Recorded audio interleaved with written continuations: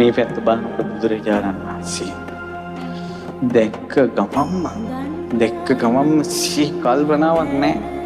එක්ක පිම්මට පැනලා බුදුරජාණන් වහන්සේගේ සිරිපතුල් ළඟ වැඳ වැටිලා බුදුරජාණන් වහන්සේගේ කින්නා දෙකසේ තමන්ගේ අත් දෙකෙන් අල්ලාගෙන අඬන්න ගත්තා. ඒ අඬපු ඇඟිල්ලට බුදුරජාණන් වහන්සේගේ බුදු සිරුරේ ස්පර්ශ නොවුණා නම් යසෝදරාවගේ හදවත පැලෙනවා. එච්චර ඇඬිල්ලක්. කිහිවලු කඩාගෙන ඇඬිල්ලක්. සිහි නැතුව ඇඬිල්ලක්. සසරකම දුක් කියන ඇඬිල්ලක්. අවුරුදු 6ක් තමන් විඳපු දුක වචනින් කියන්නේ නැතුව තේරෙන්න අඬන ඇඬිල්ලක්. එහෙම අඬලා යම් මොහොතක සිහිය ආවද වේගින් පස්සට විසුණා. එතකොටම දැනුණා මේ බුදුරජාණන් වහන්සේ නමක් කියලා. මේ